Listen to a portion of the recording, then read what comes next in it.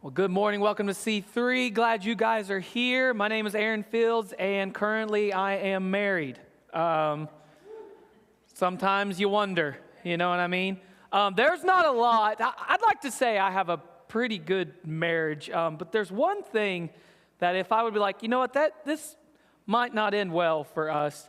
There's one thing in particular, and it is putting pictures like frames anywhere on a wall anywhere in our house.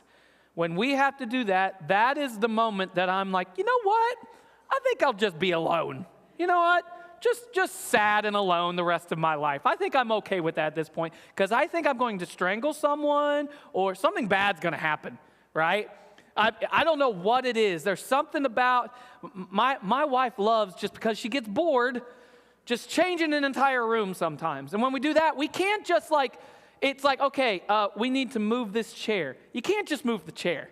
Now you got to move the couch. Well, now that we move the couch, now this wall is bare. We got to put something on this wall. You know what? How about we paint this wall first? Let's paint the entire room. And then, so let's take off all the pictures. Let's paint the entire room. And then, well, now we got to figure out, let's do a new way with the pictures, right? So, and then you're standing and you're nailing them in the wall, putting them on, and she's going, that's not straight. You got to do it this way. Saying, no, I don't like it. Let's actually put this one down here. And I'm like, you know what?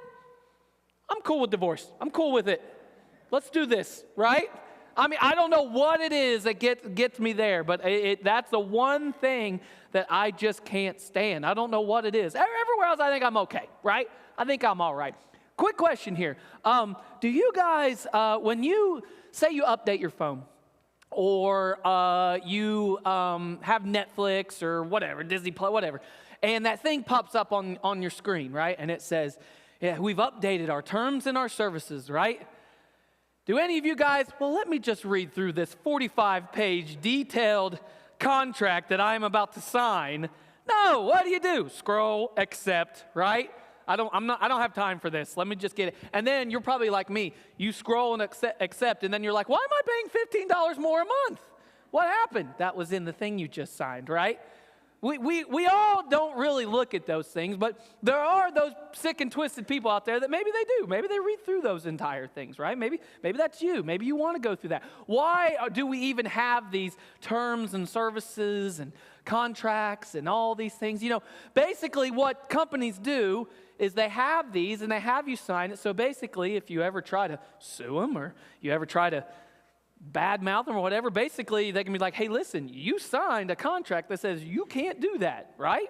So basically, you've signed in onto this, and a lot of times what we do is we want to look at every part of our lives like it's terms and services. We want to look at everything that we do as a contract, right? We do this often with God. I mean, I know I'm guilty of it. Many times what we want to do when it comes to our relationship with God, what do we want to know? We want to know the rules. Let me know how I'm supposed to do this. But we've been talking over the last couple weeks when Jesus was speaking to all these people, this message of grace and truth. He was trying to tell them a couple things. He wanted to say, listen, we're no longer under the law because the law is a way that we can't live because these are the things that we find about the law. It's about me. It's about what I do. It's about my actions. It's about how I can redeem myself, right? And the things that I do, I've got to do these things. I have got to do these things in order to get myself in the right standing with those who are over me. I have to do these things. I got to do these things, and you have to keep those rules. You have to know what the rules are, and you have to keep them. Or you have to know what the rules are, and as we'll see in a little bit, what the loopholes are to say, I'm still following the rules, right? That's what we're looking for. That, to us, that seems simple, right? Just tell me what the rules are. Let me know what I can and can't do, and I will try to live up to that, right? But Jesus comes on the scene, and he says, no, actually, there's a gospel way of living. There's a different way that we're going to do this, right? He actually says, listen, it's not about the law. In fact, I didn't even come to say that the law is null and void. Actually, what I'm doing is I'm fulfilling what the law was set up to do in the first place, right? He says, I have come to fulfill the law. So the gospel is, it's done. It's been taken care of. Jesus was on the cross, and what did he say before he breathed his last breath? He said, it is finished. He said, it is accomplished. It's been taken care of. It's done. You don't have to worry about that anymore, right? He says it's done, but then we get to do these things. So my reaction to understanding the grace that God has shown me by giving me his son, Jesus Christ, and giving me eternal life through him is now I get to do all these things. The things that we would describe as good or righteous or godly, the reason that I do any of those is because now it's a reaction to what God's grace has done for me already. And so I go to church services, I learn from God's word, I speak to him, I talk to him, I find myself around other people who can build me up and challenge me. Why do I do those things? Not because I have to, not because I got to do those things, but I get to do those things, right? And when I can actually live a lifestyle there, I don't go by rules. I don't go by having to follow the rules. Actually, I understand that it's Jesus who rules over everything. And this is where we have a difficult time. I'm going to be real with you. We all have a difficult time with this, right? There's two people. I've been a youth pastor for a long time now, but there's two people who I've had in youth group who have always pushed the limit, right? And they both go by the last name of Carpenter, okay? All right? And the boy, all right, Tayton, here was my favorite thing. Anytime we would have Next Level on Sunday nights, right? And it was always my favorite thing. He would either Sunday morning or when he came in that night, first thing he would ask me, Aaron, what's the game? What's the game? What's the game we're playing? And one, I think it kind of became a joke. He just always would say it because I always made like, oh, you care about the game, Tayden, you know? But he would always say, what's the game today? Aaron, what are we playing tonight, right? And here's why I think he really wanted to know what the game was. A, he wanted to know if he knew what the game was. Like, have we played it before? Like, am I going to dominate in this game or am I not, right? But B, the kid was always scheming on how he could, like, what are the rules? Because I'm going to find a loophole in that rule. And guess what? I'm going to expose it. And when you say you can't do that, I'm going to say, well, you didn't say I couldn't do that, right? And it was always just like, you got me again, right? He was good at it. He was good at it. What's the point? The point is, you got your way. You got what you wanted, right? But you tried to skip past a couple things and go through the loopholes so you could get your way, right? This is how a lot of this works. That's how people work with contracts. They want to know and read through all of the fine print so that they can go, well, actually, because you don't have it in here, you can actually get away with this, right? That's what we all want to know. So Jesus, as he's telling this message and he's talking to these people about what it means to be under grace and no longer to be under law, he's talked about a lot of heavy things over the past couple weeks. He's talked about our hearts. He's talked about that when we actually put our lives up to grace, it actually is like a mirror that reveals the darkness in our hearts and reveals our inadequacies and reveals that we actually can't do these things. He talks about lust. He talks about anger. He talks about how these coincide with adultery and murder and all these wild things he's talking about. And he's saying, listen, if you have any problems with these, you need to pluck out your eye and cut off your hand. And you're like, this is some intense stuff. Well, Jesus continues this as he goes into another really touchy subject. As he starts talking about divorce, he starts talking about vows that you give to other people. And he starts bringing out all these things that really are kind of a heated discussion at the time. And he talks about these things in a way for them to understand once again that it's truly about grace and not about the law. So anyways, Jesus starts out here in Matthew chapter 5, verse 31. I want to read what he's talking about here and then show you what he's trying to get at. Here he goes in verse 31. He says, you have heard the law that says a man can divorce his wife by merely giving her a written notice of divorce. But I say that a man who divorces his wife, unless he's been unfaithful, causes her to commit adultery. And anyone who marries a divorced woman also commits adultery. So Jesus in this passage, he brings up this big controversial idea of divorce. And I don't know about you, but I remember growing up, first off, seeing this and be like, okay, these are rules and instructions that Jesus is giving. And this is what you follow. This is how you do it. But then I also read it in context. I remember getting a little older and reading it all together and going, why does Jesus now all of a sudden to start like throwing out rules here?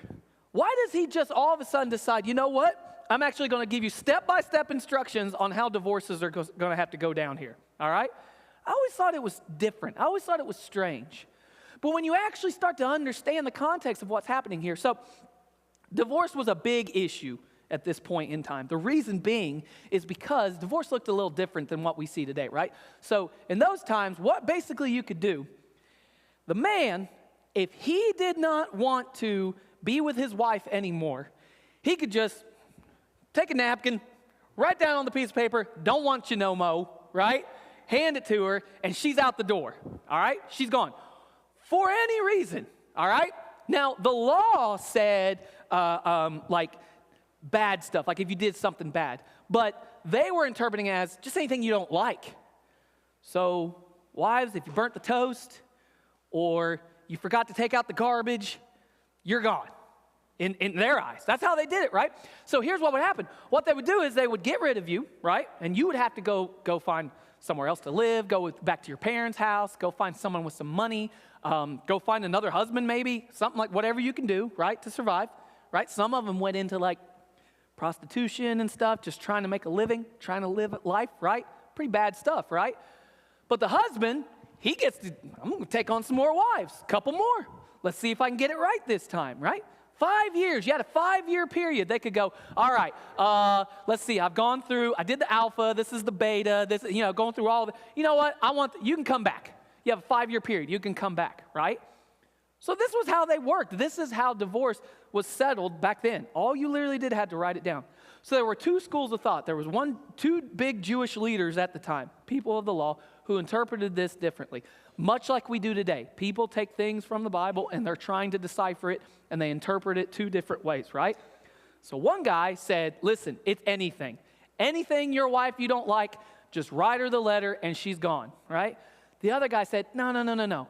It has to be adultery. That's the only way that you can actually divorce your wife. And there's a big split. With the Jewish people. They're like, some people follow this train of thought, some people follow this train of thought. And they're like, Jesus, what do you think? Jesus, where do you land? Who do you follow with this idea of divorce, right? So it's actually something that's on the tip of everyone's tongue. They want to know where Jesus stands on this. So Jesus starts going, and they're like, here it is. He's finally going to give us his answer of how we're supposed to do this. He's finally going to tell us how we're supposed to go about this. But what they do and what they see very quickly is that Jesus wants us to understand that in this moment, it's actually bigger than we could imagine. It actually becomes the idea of covenant over convenience. It actually becomes what it's supposed to be instead of what we have made it into. You see, Jesus in this moment is talking to them about divorce, and he flips the script on them, showing that it's not just this thing where it's something that you write on a piece of paper. They're going, but wait, hold on. Didn't he just say in there that I say a man divorces his wife, he has been unfaithful, causes her to commit adultery. Anyone who marries a divorced woman also commits adultery. Seems pretty cut and dry, right? Seems like Jesus is telling you exactly what he wants you to hear, right? A few passages earlier, what did Jesus say how you can commit adultery? Just look at somebody a certain way. You are an adulterer. I am an adulterer, right? So we want to look at that and say, well, if you cheat on your wife, you cheat on your husband, that's how you get out of this. And we're like, thank you, Jesus. Thank you for that loophole. Thank you for that way to get out of it. But Jesus said, no. Did you not just hear what I said a few moments earlier about what it means to look at someone the wrong way? You are an adulterer. You've already screwed this up, right? That's what he's trying to show them. Just a few chapters later in Matthew chapter 19, Jesus, once again, this whole thing comes up again. They really, really wanted to know where Jesus was on this. The Pharisees ask him, they're like, hey, can you divorce for any reason, Jesus? Jesus says, here's what the law of Moses says. And he gives this idea that it's about adultery, right? And the disciples say, okay, so it's not for any reason? So why did the law of Moses? And Jesus says this, and he puts it in a way that they were like, wow. He says, listen, the reason that the law of Moses said you could divorce is because your hearts were hardened and you were under the law. And they're like, whoa. The disciples say, so you're telling me the standard should be that we should have this covenant? He said from the beginning it was a covenant between two people, right? And he says, that's the goal. And they're like, wow, if it's that high of a standard, we shouldn't even get married. That's in Matthew chapter 19. The disciples just like, why should we even get married? It's impossible to live up to the standard. Exactly. That's the point. You are not going to hold to the standard that you think you are going to hold to, because you are an adulterer, because you are a liar, because you are a cheat. You are all these things. You want to sit here and go through it, and you want to be able to say, the reason that they're asking Jesus this stuff is for this. They want to know the rules. They want to know the loopholes. They want to know how they can get out of a marriage. They want to know how they can get out of a relationship and still look like a good person. That was the whole point. And so he goes, no, listen, it's way more than that. It's about covenant over convenience. He actually says that commitment isn't about convenience, but it's about the covenant. What is the covenant? What is the covenant that he set up from the beginning?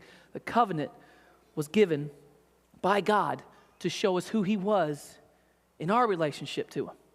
The covenant that he creates between me and you when we give our lives to him. This is a covenant that he gives for every single one of us. Jesus, when he's actually at the Last Supper, he's having a last meal with his best friends in the world, and they're sitting and they're eating the bread and they're taking the cup, right? And soon he's going to be getting arrested and beaten and taken to the cross. What does he do with his disciples as they're drinking the cup? He says, you guys are going to drink this cup, and this is a new covenant that is between us.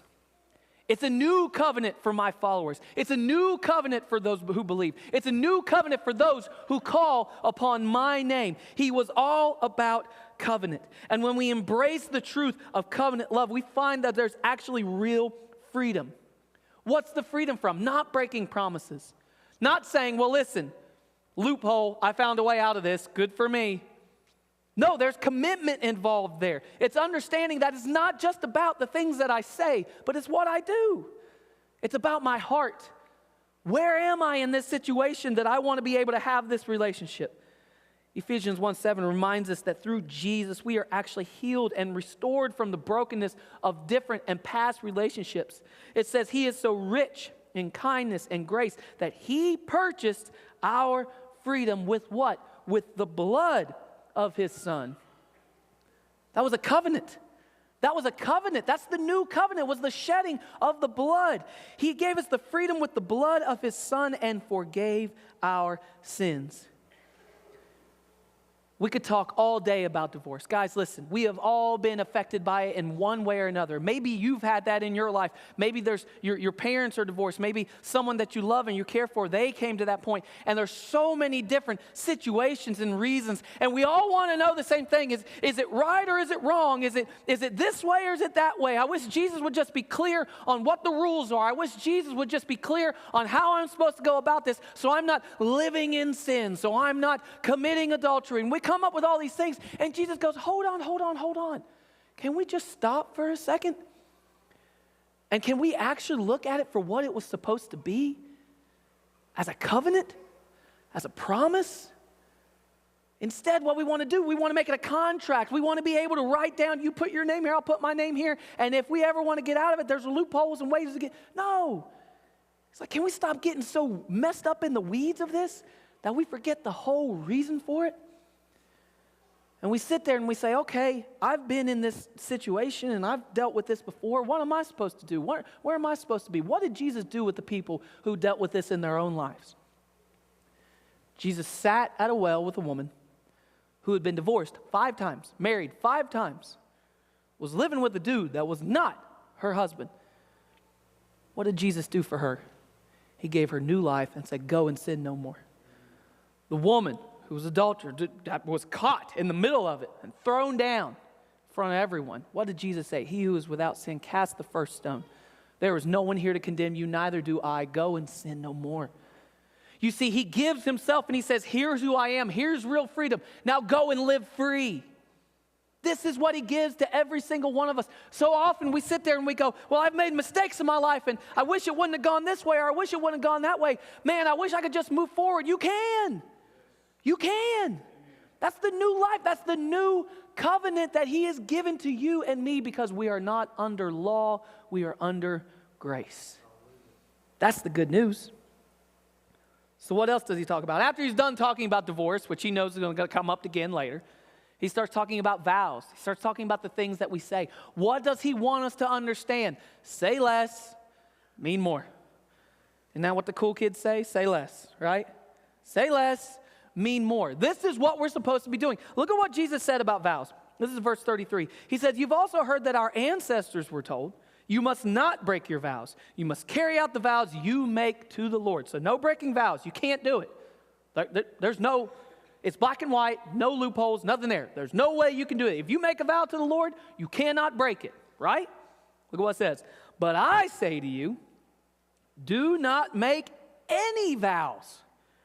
Do not say, by heaven, because heaven is God's throne. Do not say, by the earth, because the earth is his footstool. And do not say, by Jerusalem, for Jerusalem is the city of the great king. Do not even say, by my head, for you can't turn one hair white or black. Just a simple, yes, I will, or no, I won't. Anything beyond this. It's from the evil one.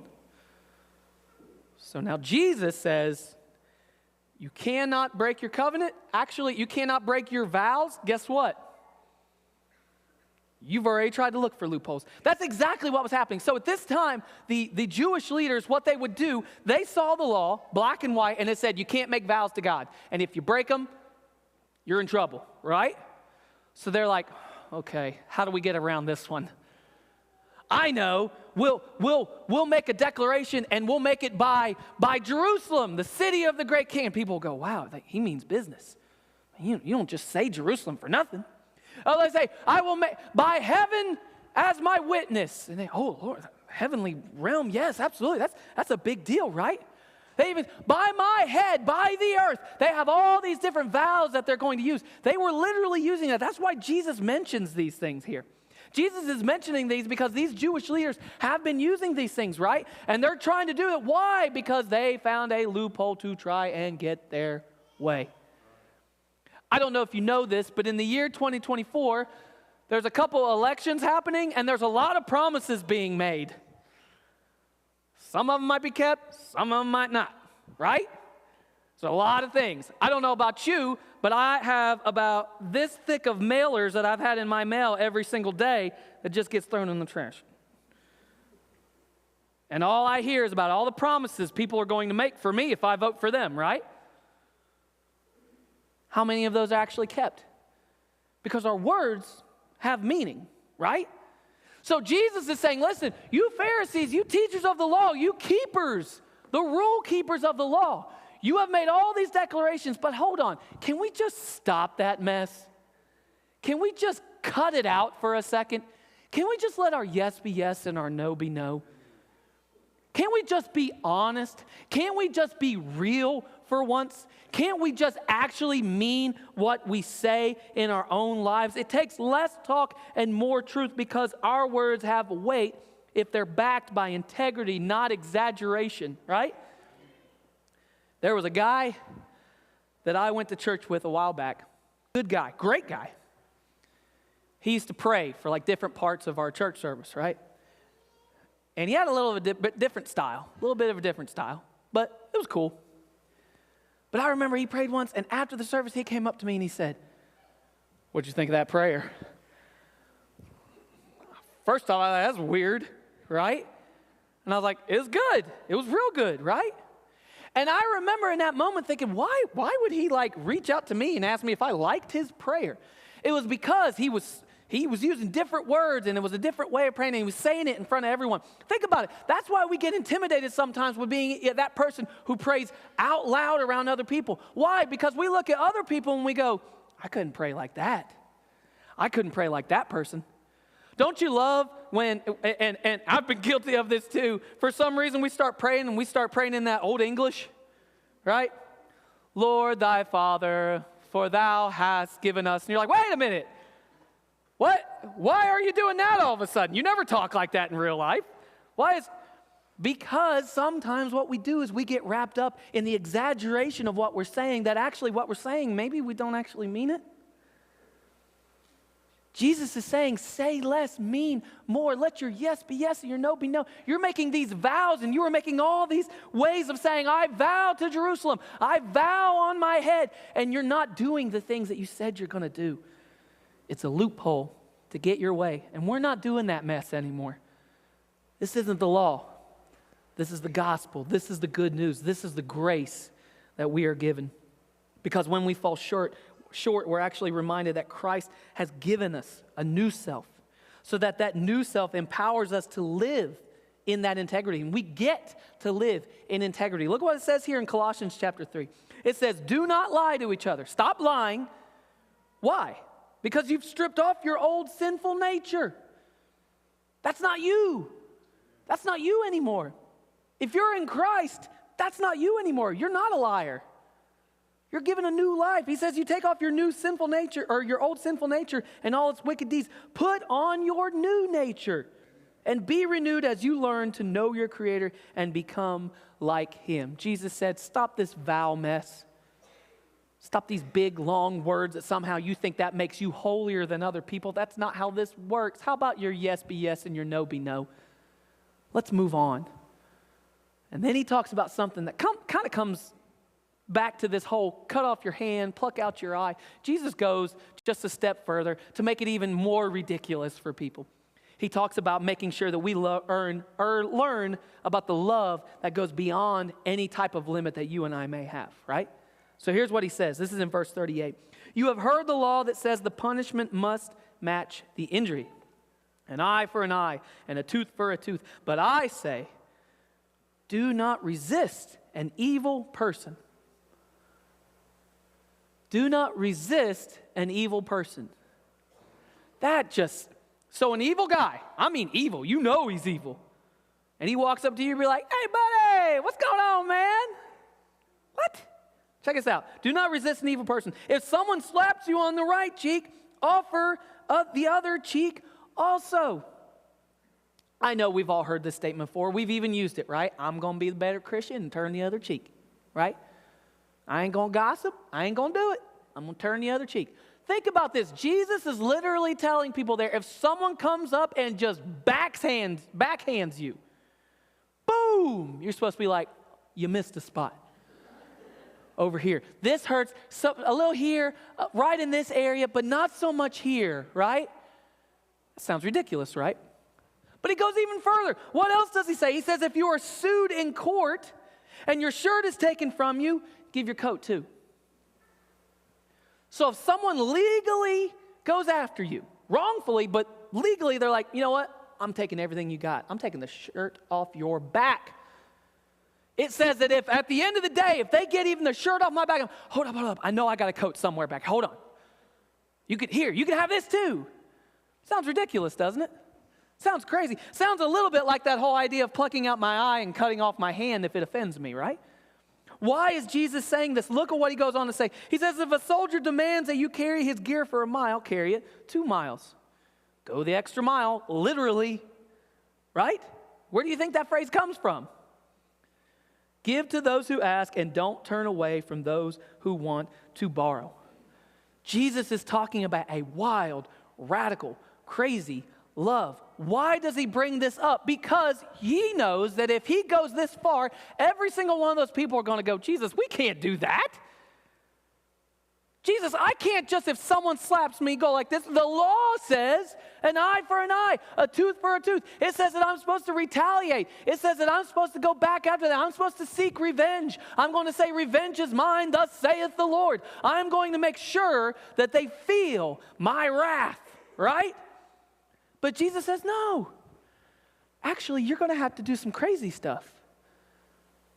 Why does he say this? Because he knows that we are unable to do this. Because love, the true love that God shows, is not just this feeling. It's not just something you do when it's convenient, but it's actually a force. It's a force that God uses himself to show us his love that is beyond limits, even when it's uncomfortable.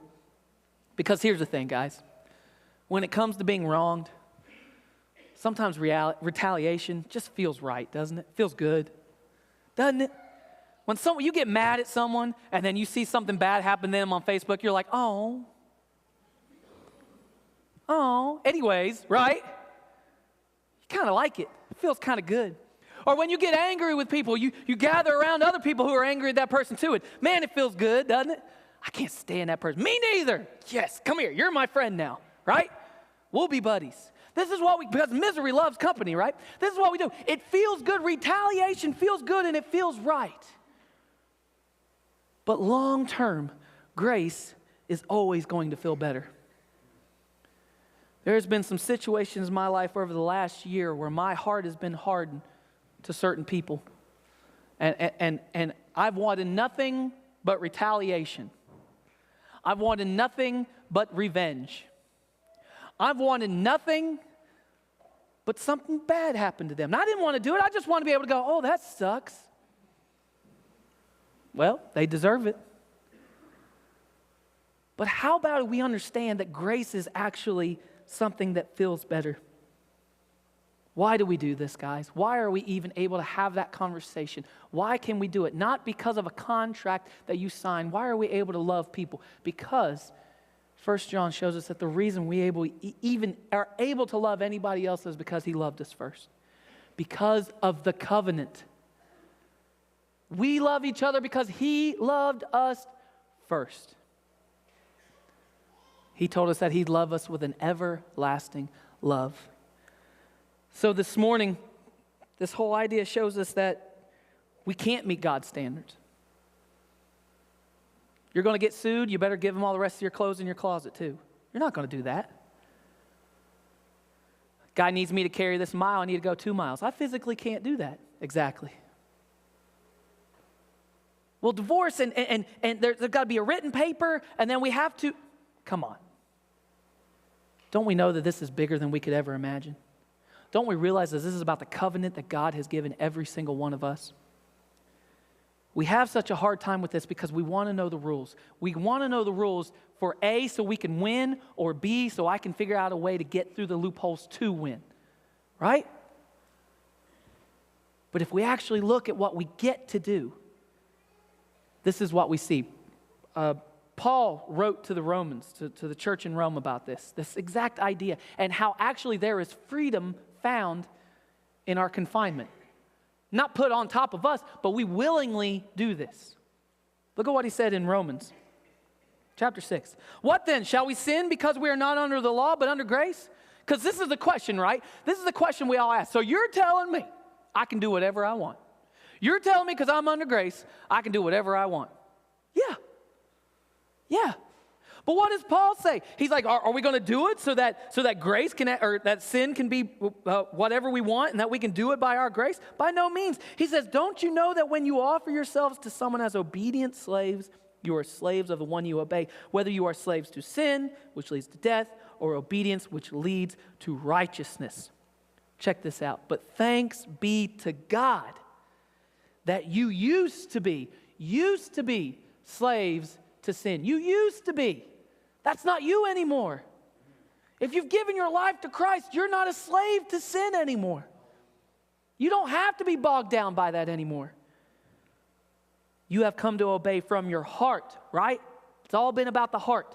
It's all not been about what's happening out here, the contract you sign, or the action. It's about what's happening in here, right? It actually tells me that because I was a slave to sin, but I have come to obey from my heart the pattern of teaching that now claimed my allegiance. You have been set free from sin and have become slaves to righteousness. I freely chose to be a slave to his righteousness because it's not about me. And when it comes down to it, people will say that your faith in God is crutches and that it's the thing you lean on. It's not a crutch.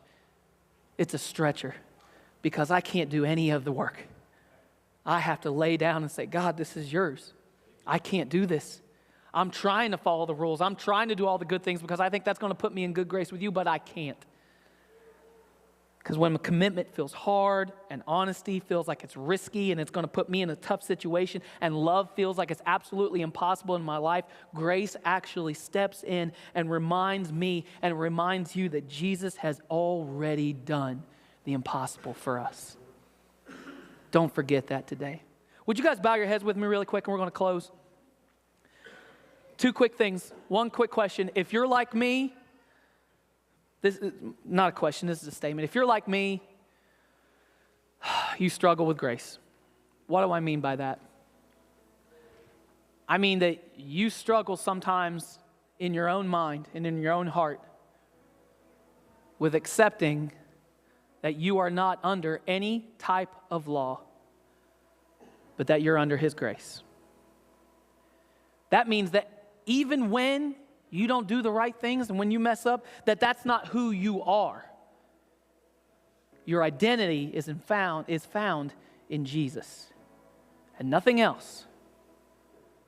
And so on the days when you do right things, you feel like you got yourself in a good position. On the days you do wrong things, you feel like God's far away from you and you just need to figure out ways to get closer to Him. You can't get any closer to Him. You are His and He is yours. This is the promise He gave us. So my challenge and my prayer for you, if you feel like me, if anyone else feels like me, which I have a hard time believing someone isn't like me, I want to pray grace into your life. I want you to embrace the love and grace and mercy He shows you without fail, without question. He loves you.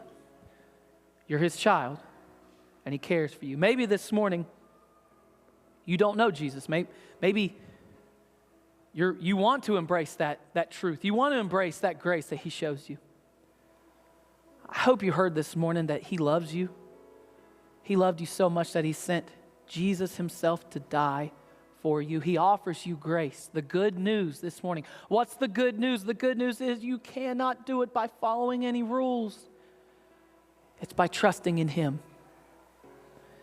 If you want that this morning, right there where you're sitting, or if you're watching online, wherever it is you are right now, you can talk to Him. You can speak to Him. You can reach out to Him and you can say something like this: God, I know that I'm a sinner. I know that I'm not perfect. I know that I don't follow the rules. I know that I've broken them. But today I realize that because of your Son, I can have grace. I can have forgiveness. God, forgive me where I've done wrong. I want to trust in You. I want to give my life to You. I embrace You. I take You in. You are mine and I am yours. If that was you this morning and maybe you prayed that and meant it for the first time in your life, we want to make sure you reach out to us. Please check out the hub. Go to c3church.tv/hub. It's all over the place in here. Scan one of the QR codes. It's the easiest way to do it. And click on the next steps and reach out to us. Let us know. If you're not willing to come and talk to someone, please let us know, because that's something worth celebrating. Father, I pray that You be with every single one of these people today. I pray that we would all understand what it means to truly live by grace and not by law and not by rules. God, we would understand that grace meets us right where we are and helps us move forward. Help us to embrace that truth today. We love You. We thank You. Ask all these things in Jesus' name. Amen. Guys, thank you so much for being here this morning. If people would help me out tonight, we're having a really fun event at 5:30.